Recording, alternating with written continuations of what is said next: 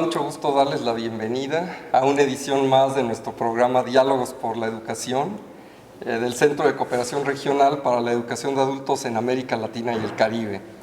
En esta ocasión contamos con la participación del doctor Abraham Magenzo, quien es un especialista muy destacado en el ámbito de los derechos humanos y actualmente colabora directamente con el CREFAL en nuestra maestría de Educación en Derechos Humanos. Bienvenido, doctor. Muchas gracias. Mira, nos da mucho gusto tenerte aquí, doctor, y sobre todo el poder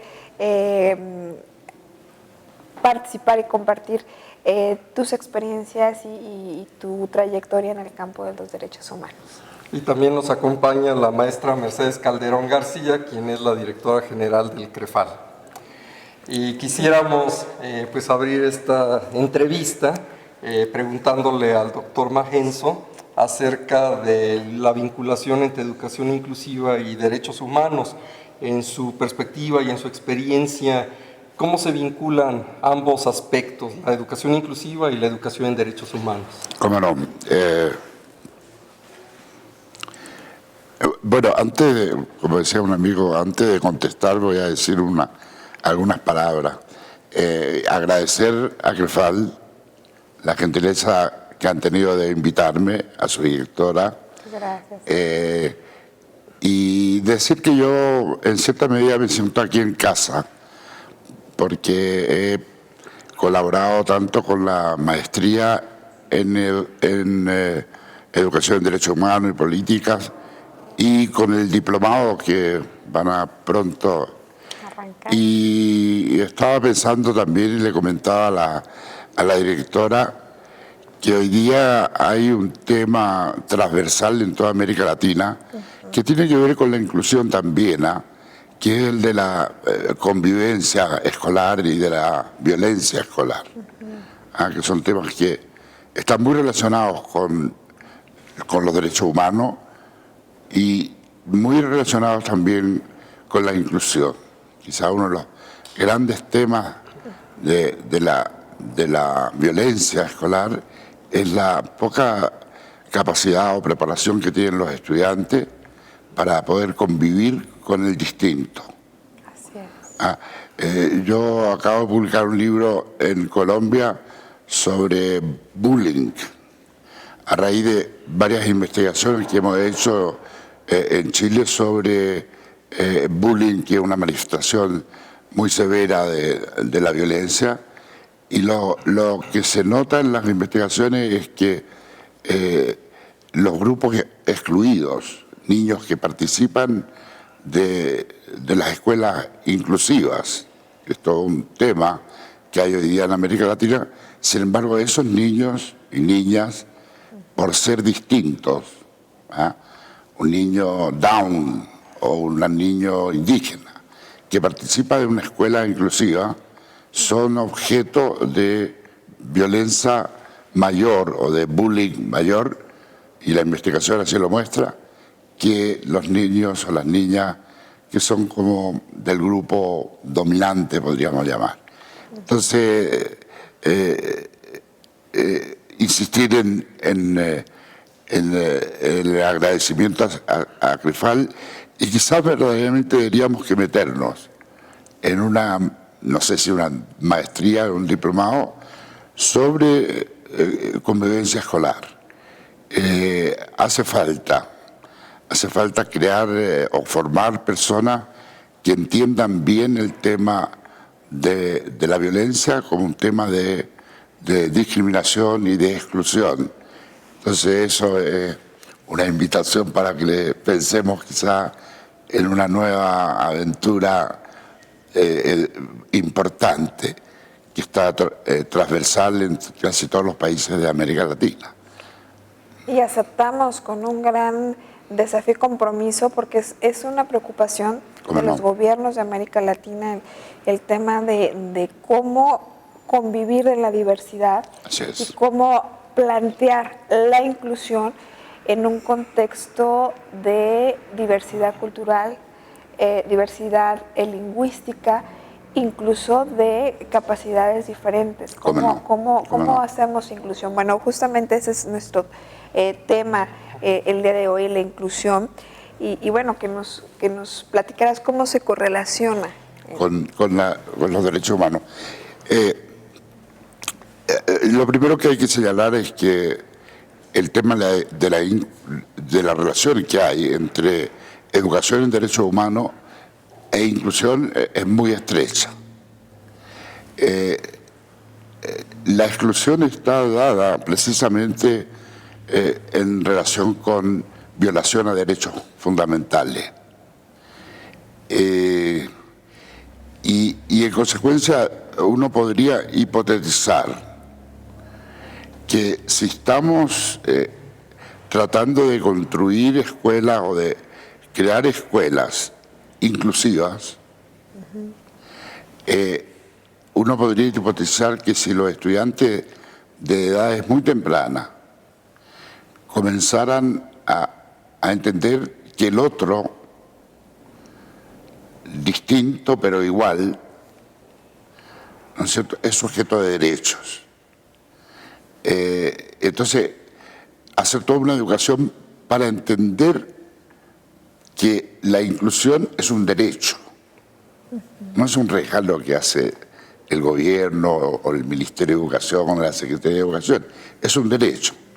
No obstante eso, yo debo recalcar que desafortunadamente nuestras escuelas y nuestros maestros y maestras no están capacitados para trabajar con la inclusión.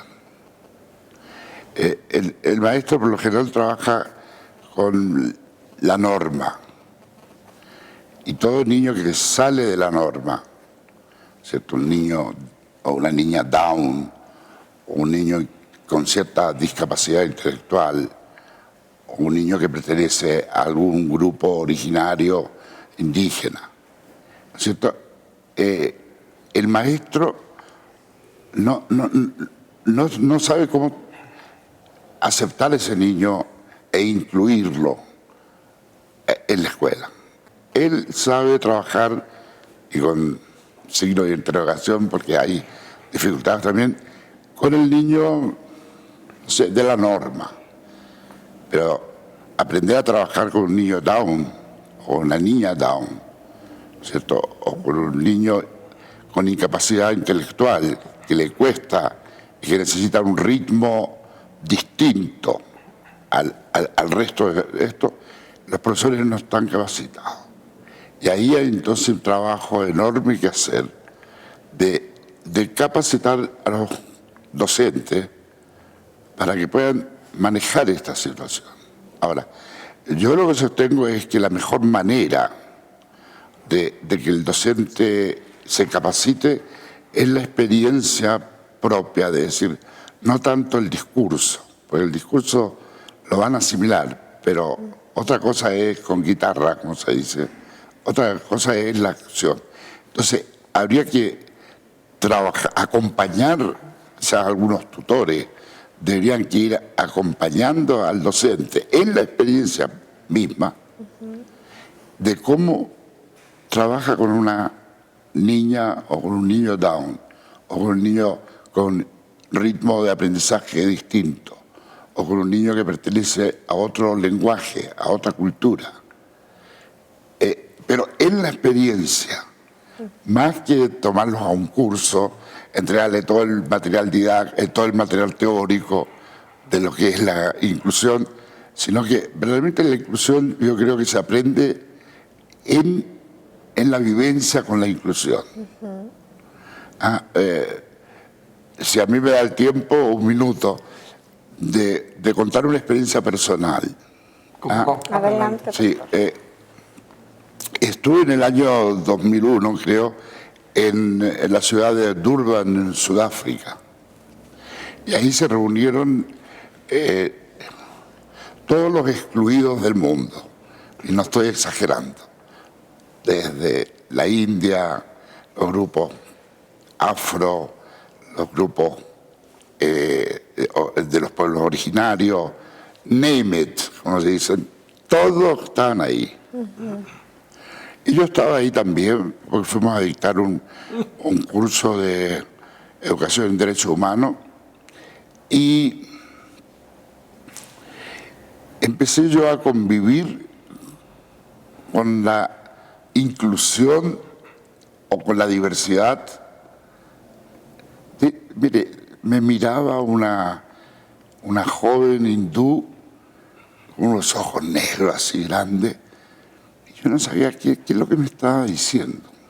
Estaba vestida de otra manera, todos estaban vestidos con sus trajes originarios, pero todos demandando la discriminación que ellos sufrían en sus países por diversas razones, olores distintos, comidas distintas, canciones distintas, lenguajes distintos. Es decir, ahí estaba la inclusión de todos los excluidos. Y la reunión duró como 3-4 días. Yo al tercer día dije, I cannot stand it, ya no puedo, no estoy capacitado para vivir esta diversidad tan intensa. Los olores, las miradas, las sonrisas, los llantos, todos distintos a como yo lloro, río, hablo, distinto. Y yo al tercer día dije, ya, no puedo más, me sobrepasa esto. Entonces yo aprendí de eso que uno en el discurso es muy articulado, tenemos que vivir en la diversidad, en la inclusión. El discurso lo hemos construido en todos nuestros países y en todos los currículums aparece el tema de la diversidad. Pero no hemos aprendido a vivir con la diversidad. Somos como discriminadores ontológicos, como que está en nuestro ADN al excluir al distinto a uno. Y yo creo que, como educador, yo creo que eso es un aprendizaje, que se puede aprender a vivir con el otro. Pero es un aprendizaje no simple, complejo, así como se hablaba hoy día en la mañana de la complejidad que tiene el tema, es complejo. Pero los ministerios de educación han dedicado poco tiempo, han hablado en el discurso y alargado a los profesores y a la escuela, pero vivir la diversidad es otra cosa. Hablar de la diversidad es fácil, pero vivirla, entonces hay que capacitarse para eso. En la experiencia. Yo quizás debía que en Durban haber dicho, no, voy a seguir, porque solamente en la experiencia se puede aprender eso. Entender qué es lo que me decía acercarme a la hindú y decirle, oye, ¿por qué me miras? ¿En qué lenguaje estás hablando? Bueno, eso yo diría para comenzar. El CREFAL como organismo internacional pues justamente impulsa esta expansión de las posibilidades de asumir la diversidad, de formarse en ella, de capacitarse en ella, de vivirla. Aquí yo quisiera pedir el comentario de nuestra directora general, pues el CREFAL es un organismo que está impulsando justamente esa vinculación entre educación en derechos humanos y una educación más inclusiva, a través de sus programas formativos, a través de sus propuestas pedagógicas de investigación, de sus programas de cooperación. Maestra. Me encantó este inicio de esta pregunta, que por supuesto ahorita vamos a escuchar más sobre esta pregunta muy específica. Pero bueno, justamente el poder vivir la diversidad dentro de un contexto de exclusión hace que la educación a lo largo de la vida se vuelva un pilar fundamental. ¿Cómo no? Para poder brindar herramientas que permitan a los seres humanos entendernos que al igual que cada uno somos diferentes como seres humanos, tenemos similitudes y tenemos contextos donde tenemos que aprender a convivir en un solo espacio o en un solo territorio. Yo creo que la educación de adultos, donde la educación formal, la educación no formal e informal traspasan las líneas segmentarias o intergeneracionales, permite que la educación por sí misma se vuelva incluyente y que permita aprender tanto de adultos como transmitir el conocimiento a los niños y a los jóvenes, pero al mismo tiempo que los niños y los jóvenes puedan regresar ese conocimiento a los adultos. En años atrás, nuestros ancestros, el aprendizaje se transmitía oralmente y se transmitía de los abuelos o de los ancianos hacia los jóvenes. Y era una transmisión del conocimiento para la vida. Así es. Que la escuela se convierta en un espacio de intercambios de conocimientos, pero también de generación de nuevos. Nosotros podemos aprender del otro, podemos aprender de quien es diferente, de quien habla diferente, de quien piensa diferente, pero eso tenemos que empezar a que la educación pueda contemplar, y que es un gran desafío, pueda contemplar un currículum inclusivo, un currículum abierto. ¿Cómo no? Y eso yo creo que se va a dar cuando todos los actores de la sociedad, no podemos excluir a ninguno, podamos aportar esta capacidad de enseñar, de transmitir, pero que también que asumamos la responsabilidad de la disposición, de la voluntad, no, del poder abrirnos a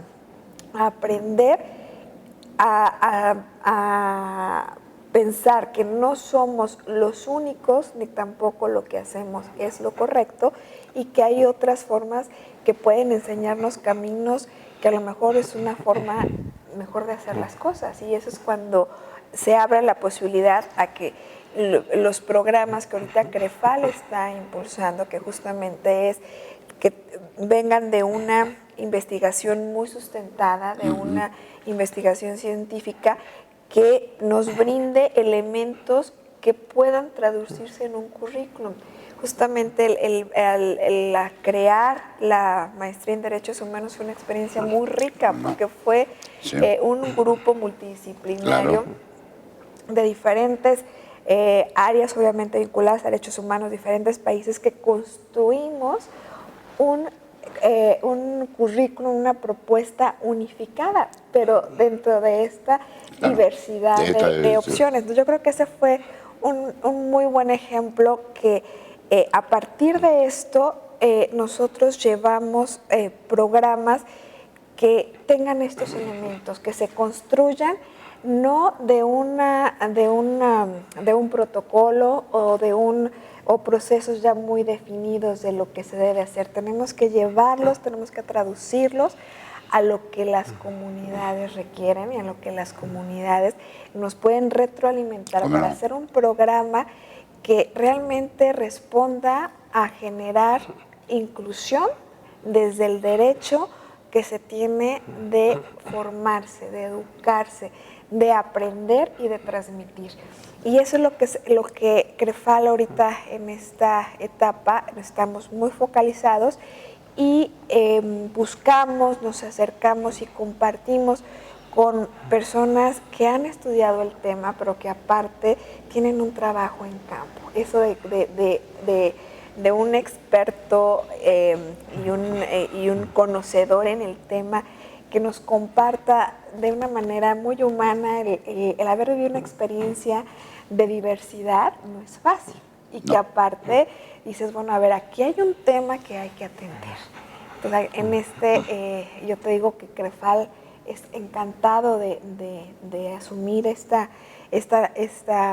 gran desafío, este gran reto de cómo la diversidad se tiene que plantear desde la escuela, porque hay dos ámbitos de nuestra sociedad que podemos transformar: la familia y la escuela. Y la escuela.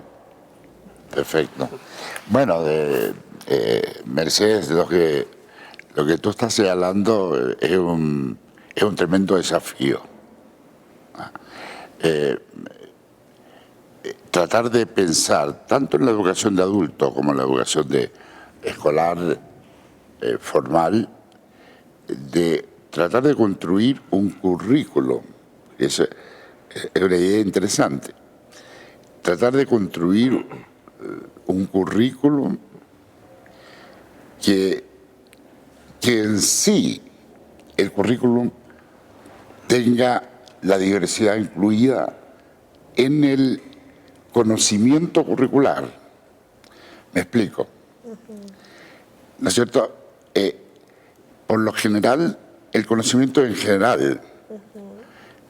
Yo acabo de terminar una investigación sobre cómo enseñan los profesores de historia la historia. Y lo que uno nota es que ellos enseñan, en este caso la historia, pero eso es válido para todas las disciplinas, le enseñan de manera muy lineal. Hay una sola mirada, que los niños o los jóvenes o los adultos tienen después en las pruebas y en los test repetir esta linealidad que el profesor les enseña. Hay un solo conocimiento. Este es el conocimiento oficial, no hay más. Ahora, tratar de pensar es un tremendo desafío, yo estoy un poquitito en eso. Tratar de pensar en un currículum que plantea en sí un conocimiento diverso. De tal manera que uno entienda, o que el estudiante y el adulto entiendan, que no hay solamente para el conocimiento una sola mirada. Hay muchas miradas, ¿cierto? Si uno va a enseñar la conquista de América, la llegada de los españoles a América, entonces hay un discurso oficial que dice linealmente, mire, los españoles llegaron, evangelizaron, dominaron, civilizaron, entre comillas, etc. Ese es el discurso oficial. Pero el discurso de los propios dominados, digamos, de los pueblos originarios, de los indígenas, no está en el discurso oficial. No está en el currículo. La voz de ellos no está en el currículo. Solamente está la voz de los conquistadores. Pero la voz de ellos no está. Podríamos hablar también de género, no solamente con los grupos regionales.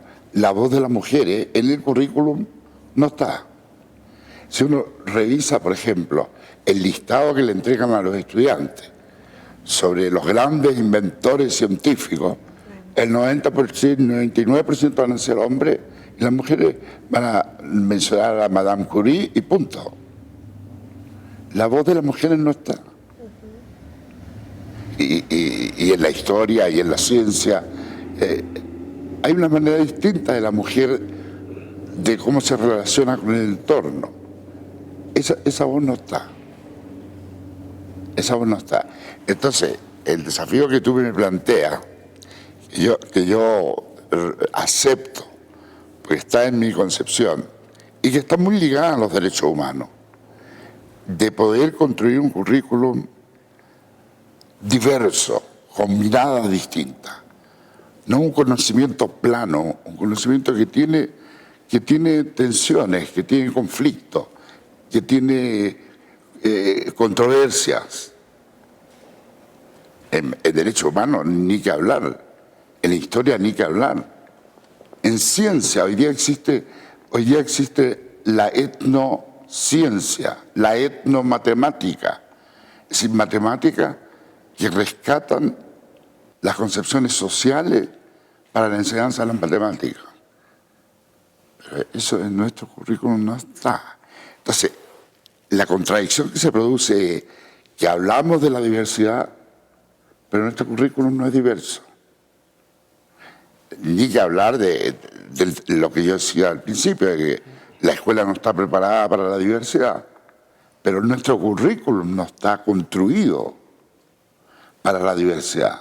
Al contrario, es un currículum antidiverso, no acepta otras miradas. Entonces, bueno, el desafío ese es para escribir varios libros y para hacer varias investigaciones. Claro, uno podría hablar, pero hay que ver y probar eso y capacitar profesores para que sean capaces de entregar miradas distintas a un conocimiento. No poner ese conocimiento plano, sino que un conocimiento controversial. Mire, algunos filósofos hablaron así, otros sí. Algunos científicos dijeron esto y otros, algunos historiadores. Doctor, hoy día se habla mucho de la importancia de fortalecer una educación de calidad, una educación que llegue mejor a las diferentes comunidades, por más alejadas que estén de los centros urbanos o de donde se encuentran las sedes institucionales. Sin embargo, hablar de educación de calidad sin evaluación educativa, pues es algo vacío, es algo que no tiene un seguimiento. ¿Cómo no? Y además lo que no se evalúa pues no se mejora. Desde la perspectiva de la educación en derechos humanos, se propone que es importante evaluar la educación desde una perspectiva diferente, particularmente la educación inclusiva. Nos gustaría conocer mucho su perspectiva en esto. Mire, en toda América Latina hay una preocupación muy grande sobre calidad de la educación. Es decir, se han invertido millones de dólares, puedo hablar de Chile y de otros países, en educación, y sin embargo las pruebas internacionales y nacionales como PISA, TIMSS y otras arrojan que los estudiantes no aprenden. Inclusive se han comparado los mejores, en el caso chileno, se han comparado los mejores resultados en las pruebas estas internacionales como PISA, TIMSS. Los mejores resultados nuestros son los peores resultados de los países de la OECD. Ya no hablo de los peores resultados, los mejores, aquellos que van a formar la élite. Sin embargo, los resultados de ellos en esas pruebas son comparables a los peores resultados de los países de la OECD. Quiere decir que la calidad de la educación nuestra es bastante baja, medida con esos instrumentos. Y ahí yo puedo hacer una crítica a los instrumentos. El centro, por alguna razón, y podría entrar yo a analizar cuál es la razón, hay razones de poder, diría yo, por alguna razón el centro de todas estas mediciones, para decir calidad, son matemática, ciencia, lenguaje, tecnología, ahora muy fuerte, quizás algo de historia, pero poco. Formación ciudadana, nada casi. Hay una evaluación que hacen, pero nada. Capacidad de los niños de reconocer al otro como un legítimo otro. Así, todo el tema de la alteridad. Eso debería ser parte de la calidad. ¿Qué ganamos nosotros con que nuestros estudiantes sepan mucha matemática, mucho lenguaje, que es importante? Yo no estoy minimizando que no sea importante. Mucha ciencia. Y después van a los estadios ellos mismos y producen destrucción, no se comportan como ciudadanos. Entonces, eso no se mide. Entonces, la calidad de la educación está centrada en estos disciplina y en estos conocimientos, y el conocimiento que algunos llaman el conocimiento blando. No está. En la investigación que hice yo sobre el informe sobre formación ciudadana en América Latina, estuve aquí en México, estuve en Colombia, estuve en Costa Rica, en los ministerios de educación, para ver qué pasa con la formación ciudadana. Debo reconocer que México está mucho más adelante que el resto de los países. Aquí existe un título, un grado de formación. Uno se puede titular, así como uno se titula de profesor de matemática, se puede titular como título de formación ciudadana o de educación cívica y ética, ¿no? Cosa que no está en los otros países. Si usted, no voy a nombrar países para no de esto, pero si usted compara formación ciudadana, formación cívica, le dan 1 hora en el currículum. A matemáticas le dan 6. A inglés le dan 4. Y a la formación ciudadana le dan 1.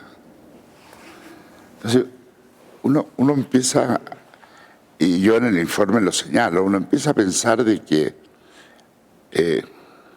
a los gobiernos en el discurso hay algo, pero en la acción, porque si le dan a un profesor 1 hora para desarrollar formación cívica o educación cívica y ética, 1 o 2 horas, ¿qué hacer eso?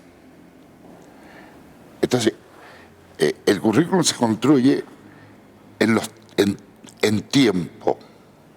Vale decir, si usted le asigna un tiempo mayor a una asignatura, usted le está concediendo mayor poder a esa asignatura, mayor estatus. En la formación cívica no la miden, no la evalúan y le dan un estatus.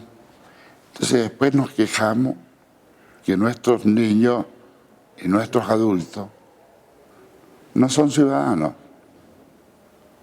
En Chile recién se promulgó una ley para votación voluntaria. Uno puede ir voluntariamente, antes era penalizado si uno no iba a votar.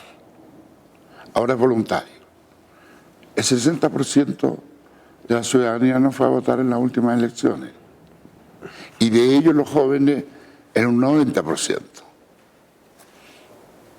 A una cosa tan simple y tan básica como es la capacidad de ir a elegir a sus representantes.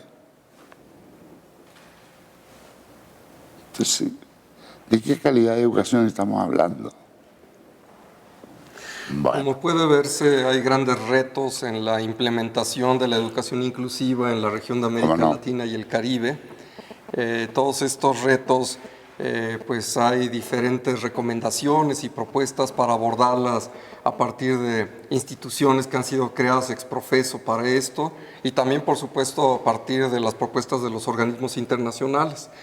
Por último, doctor, para finalizar esta entrevista, nos gustaría mucho conocer su comentario acerca de cómo una institución como el CREFAL, como organismo internacional, puede contribuir a solventar algunos de estos retos para lograr implementar la educación inclusiva desde la perspectiva de los derechos humanos.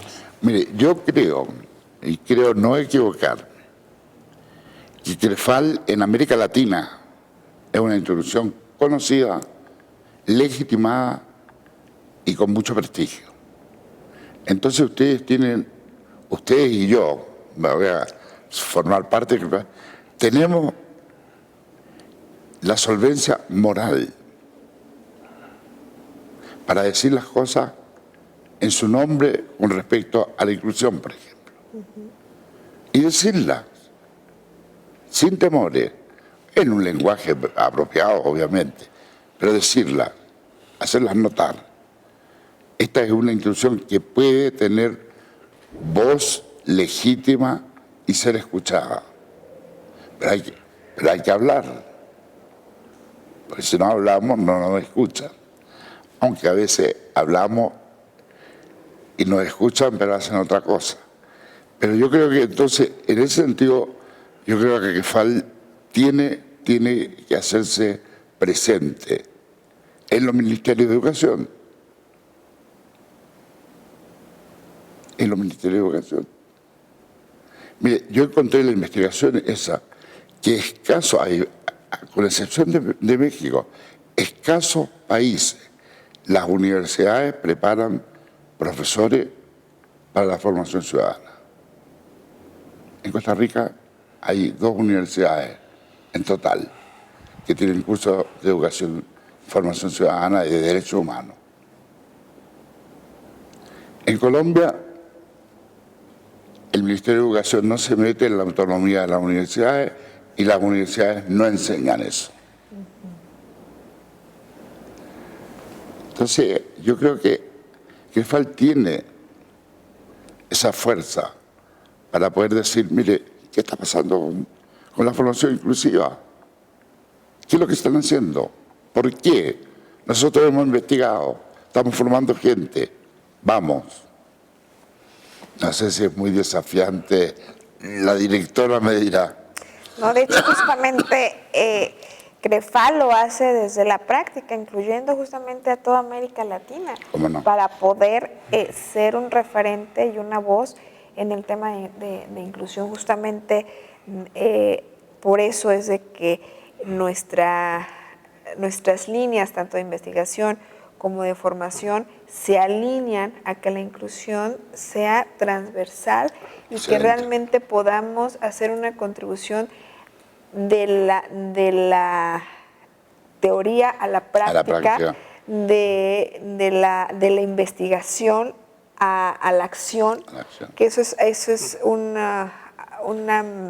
el modelo educativo de CREFAL, que trabaja en la diversidad, con la diversidad con los contextos muy específicos de las comunidades. Y partiendo de este foro, que para nosotros será importante poder reunir a todos los grupos académicos cercanos de CREFAL y que tengan representatividad en América Latina, para poder visibilizar la importancia de atender la inclusión de una parte formativa, de una parte en donde la formación o el currículum contemplen la necesidad de la inclusión, de la diversidad, pero por el otro lado también las políticas públicas, ¿qué están haciendo para poder disminuir esta brecha que todavía margina, que todavía lastima, que todavía hiere y que lo estamos viendo? O sea, la violencia no se genera en contextos de inclusión, se genera justamente porque no somos tolerantes a una diversidad. Entonces, bueno, CREFAL tiene un gran reto en el tema. Nos da muchísimo gusto que nos hayas acompañado en esta plática tan enriquecedora, y que seguramente en el transcurso de este seminario vamos a tener la oportunidad de tener muchas ideas y lineamientos de por dónde contribuir en el tema de la inclusión en derechos humanos. Muchísimas gracias. Al contrario, gracias a ustedes. Agradecemos al doctor Abraham Bajenzo por acompañarnos en esta edición de Diálogos por la Educación, a la maestra Mercedes Calderón García también, nuestra directora general, y a ustedes, amable de la audiencia, por estar con nosotros en este programa. Gracias.